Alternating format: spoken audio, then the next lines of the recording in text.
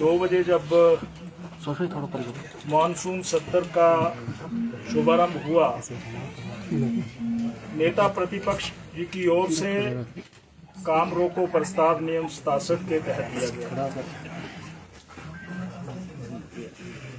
और लगभग 18 तारीख से लेकर के आज 22 तारीख तक ये 5 दिन तक चर्चा इस हिमाचल प्रदेश में जो प्राकृतिक आपदा आई है उस पर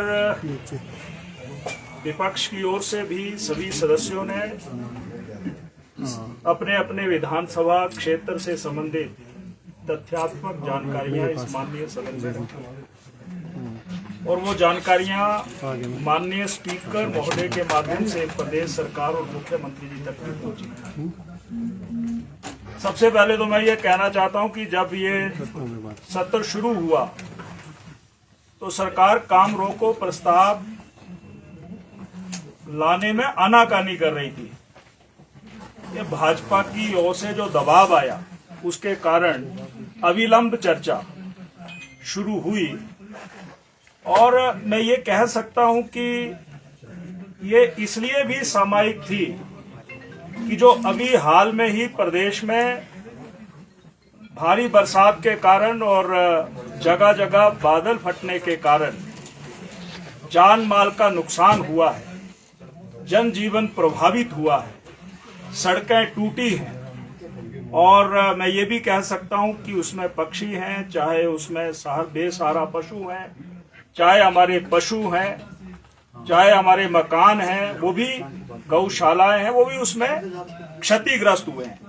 जो आंकड़ा हमारे सामने आया है, मैं ये कह सकता हूं कि हिमाचल प्रदेश में लगभग 318 के लगभग मौतें हुई हैं और हिमाचल प्रदेश में अलग अलग स्थानों पर जो पूरी तरह से मकान हैं वो 527 क्षतिग्रस्त हुए हैं, आंशिक रूप से 2128 क्षतिग्रस्त हुए हैं।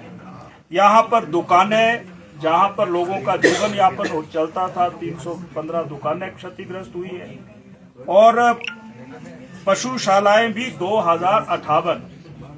अगर हम इस प्राकृतिक आपदा या भारी बरसात की तरफ नजर दौड़ाएं तो ये कह सकते हैं कि सबसे ज्यादा नुकसान मंडी जिला में और मंडी जिला में भी सिराज विधानसभा क्षेत्र और नाचन विधानसभा क्षेत्र, करसोग विधानसभा क्षेत्र और धर्मपुर विधानसभा क्षेत्र और हिमाचल प्रदेश के अलग अलग विधानसभा क्षेत्रों में हलकों में कहीं मकान गिरे हैं, कहीं पर पुल गिरे हैं, कहीं पर जो हमारी गौशालाएं हैं वो गिरी हैं। तो इसके ऊपर बड़े व्यापक तौर पर यहाँ पर चर्चा हुई है। मैं ये कह सकता हूँ कि इस चर्चा के दौरान जो विषय ध्यान में आए हैं, इस चर्चा में विशेष रूप से जो बात ध्यान में आई है कि सरकार गंभीर नहीं है। अब अगर मैं इन मंडी जिला के लगभग 4 विधानसभा क्षेत्रों की बात करूं तो सबसे ज्यादा नुकसान जो है वो सिराज विधानसभा क्षेत्र में हुआ है।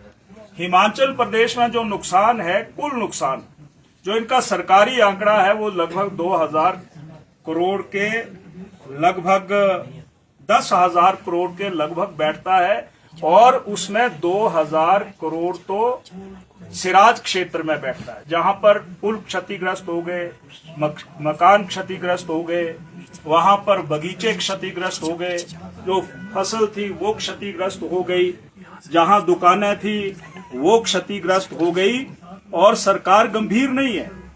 सरकार इसलिए गंभीर नहीं है कि जो राहत पैकेज जिसकी घोषणा अभी की थी, तात्कालिक जिन परिवारों में नुकसान हुआ है सरकार की ओर से उनको तात्कालिक राहत पहुंचाई जानी चाहिए थी।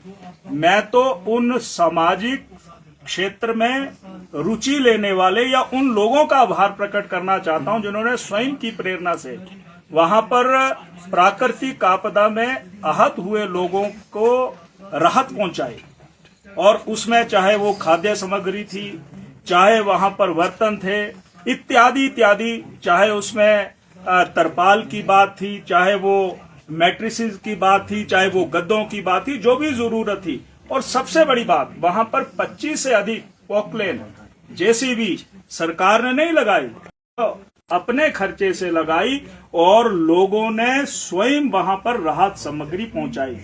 मैं भारतीय जनता पार्टी के हिमाचल प्रदेश के तमाम कार्यकर्ताओं का भी आभार प्रकट करना चाहता हूं और समाज का भी आभार प्रकट करना चाहता हूं।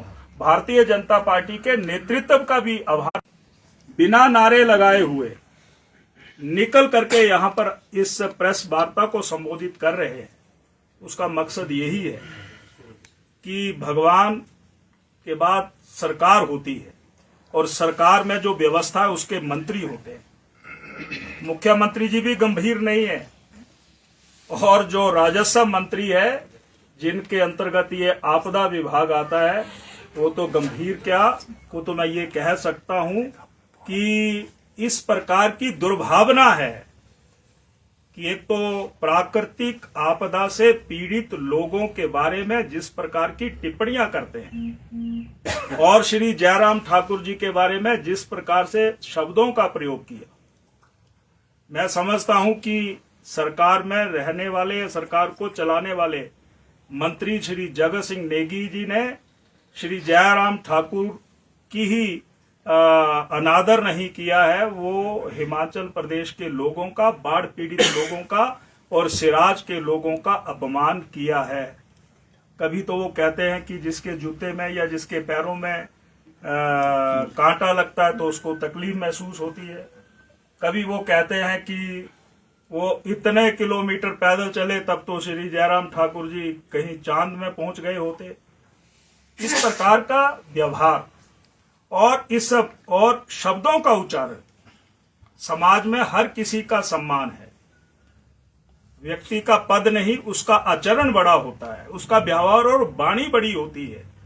ये पद सो शायद आते जाते रहते हैं, वहां पर वीडियोज चलती हैं, हम सुनते हैं कि जयराम ठाकुर, ठीक है, ये व्यक्ति का व्यवहार कैसा है ये इसको इंगित करता है, तो हम इस व्यवहार की कड़ी शब्दों में निंदा करते हैं। सदन के बाहर जो व्यवहार है श्री जगत सिंह नेगी जी का और सदन के अंदर ये आहत करने वाला है। इसीलिए विधायक दल ने हमारे नेता प्रतिपक्ष की उपस्थिति में ये फैसला लिया है कि जब तक सत्र चलेगा तब तक हम उनके कृषि किसी भी प्रश्न को ना पूछेंगे और ना उसमें शामिल होंगे। किसी भी प्रस्ताव पर चर्चा आएगी ना उसके उत्तर को सुनेंगे। इसलिए ये फैसला जो लिया गया, इस फैसले को लेकर के ही आज हम साथियों ने, जो हमारे विधायक हैं, उन्होंने वॉकआउट किया और आज हम बाहर आए हैं और वॉकआउट का यही मुख्य हेतु है। सड़कें अभी भी उन प्राकृतिक आपदा के क्षेत्रों में बंद हैं, वहां पर दूर संचार का माध्यम कटा हुआ है। बसें जहां पर खड़ी हैं और जहां रोड टूट गए हैं वहां पर वो बसें एचआरटीसी की खड़ी है, वहां पर पीने के पानी की अव्यवस्था है, इत्यादि इत्यादि। ये सारी बातें हमने आपके सामने रखी हैं। मैं ये बात आपके सामने रख पाया हूँ। धन्यवाद। आपको कुछ जानना हो, पूछना हो तो आप। कांग्रेस की आज एक वोट चोर गद्दी छोड़ करके कार्यक्रम जो है वो आयोजित किया गया, किस तरह से देखते हैं?